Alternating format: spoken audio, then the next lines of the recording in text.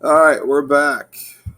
I can't take this little thing off the bottom. Last video I took this little one off the bottom and messed myself up. I couldn't I couldn't find it. So if you had to listen to me try to find out where I put it, I apologize for that. I messed up. Oh well, no big deal. All right. Eureka Math Squared, fourth grade, module 3, lesson 6 homework. Let's get into this one. All right, it says divide, draw on the place value chart, record the partial quotients in vertical form. All right, here it is. Ready for my class. Here's what they call it. Old people math. Yep, that's what my class calls this right here, because that's what I say, because that's the way I was taught to do it. So we're going to do it both ways, just so you can see. But as numbers get bigger, sometimes we need to go back to this, but there's a way to adapt this. All right, so if we look already, we have 1, 2, 3, 4. We already got that 4 from up here. 1, 2, 3, 4, 5, 6, 7, 8. Across that 8. Now we need 3 groups.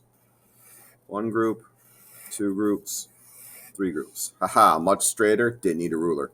Okay, remember, you can't work up here. Don't work on top of this, because then you get up by here, and that messes us up. All right, so let's start going 1, 1, 1. Okay, we got our 3 groups. That's what this 3 was up here. So now we have 1 left. We can't divide 1 evenly in here, so we're going to blow it up. Bring it over here. Remember that 110, 1, 2, 3, 4, 5, is worth 10 ones. So now let's go 1, 2, 3. We know I got a few of these. Don't go too quick. If you want to go one at a time, that's absolutely fine. I need to sharpen my pencil. Here, here, here. Keep going. 1, 2, 3. 1, 2, 3. Pop, pop, pop. 1, 2, 3. 1, 2, 3. Goodbye, you. Okay, so here we got 1. And we got 1, 2, 3, 4, 5, 6. 6. Okay, now here's how this works over here. All right. I've shown my class this some. Now I'm showing everyone out there in the YouTube land who is nice enough to listen to me, and hopefully who's going to suggest this to a friend, and then they subscribe, and Mr. Short gets some more clicks. Anyways, let's keep going. All right, so we need to see how many times 3 is going to go into 48, just like we saw 48 divided by 3 over here. It's a little messy. There, now we can see it better. All right. So remember, with division, we go left to right. So first thing we got to how many times 4 is going to go into this right. I'm sorry, 3 is going to go into the 4. Okay. How many times can you hide 3 inside of 4 without going over? Well, we know that's only once. Okay. Just 1. So what we want to do is just take that. So 3 times 1, but we're in the 10 spot. So that's worth 10. I'm not going to put that 0 there. But so what is 3 times 10 would be 30. But we're just going to go 3 times 1 is 3. All right. And that's going to give us, take that, subtract 4 minus 3 is 1. But now we're going to take this 8 and bring it on down. All right. Because we know the 1 is smaller than the 3. So it can't go in there anymore. So we're going to bring it down now. Now we got to go 7 times 3 goes into 18. So if you have your multiplication chart, which if you can't find one, great, you can grab a free one anywhere. If you just Google multiplication chart, you can find one. You go over on the 3, skip the 0, start going down, see if you find the 18, which you will. And if you count, don't count the 0. If you count, you're going down 6.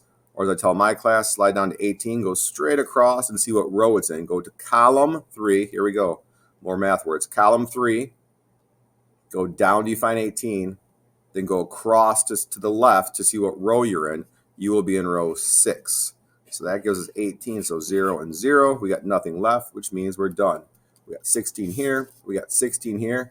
We did the old way. And you guys, parents out there, yes, we still use it. It's not gone. But some of these other ways, my goodness, if we had used these when we were in school, so much easier. All right, the next one. This one's a little bigger. Don't let it scare you. We're just up the same way. So we got 1 group here, 1 group here, and 1 group here. 1, 2, 3, 1, 2, 3. We already got this laid out for us. All right, you're on your own for this one. Use this to help you, but it's the same way. You're going to see how many times this 3 can go into 7, just like you're going to try to evenly break this up here.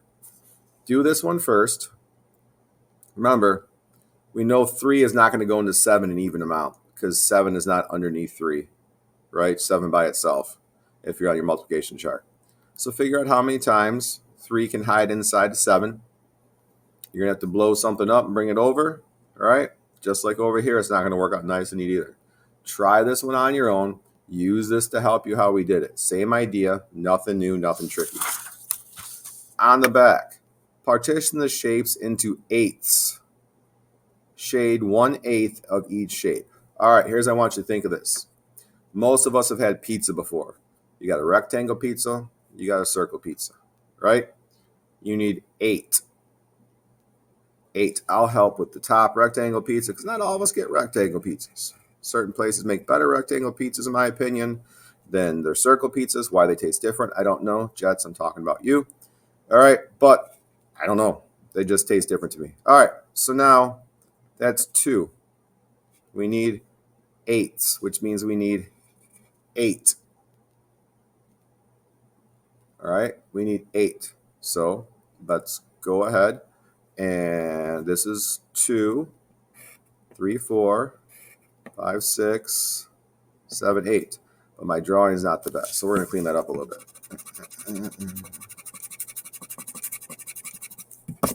Let's make that a little bit neater. 2. Now we have 1, 2, 3, 4. 1, 2, 3, 4, 5, 6. 1, 2, 3, 4, 5, 6, 7, 8. There we go. And I know one's a little bigger. We're not measuring, doesn't need to be exact, but we need to shade in 1/8. So you need 1 of the 8 shaded in. 1. All right. On this one, I go like this, then I go like this to start. Okay, that gets you 4 pieces, and then just split each of the 4 pieces into 2 pieces. Shade it in. All right, I hope that helps, guys. Again, this was Eureka Math Squared, 4th grade, Module 3, Lesson 6, homework helper. I'm Mr. Short. Hey, there's a quiz coming this week. I hope you listen to the end. There's a quiz coming this week. I will throw some extra stuff up on my Teacher Pay Teacher store if you need help. If you're in my class, you're not going to need the extra help. We're going to go over some practice for that. But if you're not, if you're somewhere else out there in our big, wonderful world and you need some help, I should have something up by Wednesday in our Teacher Pay Teacher store because that quiz is probably coming Thursday for my class. Have a good night.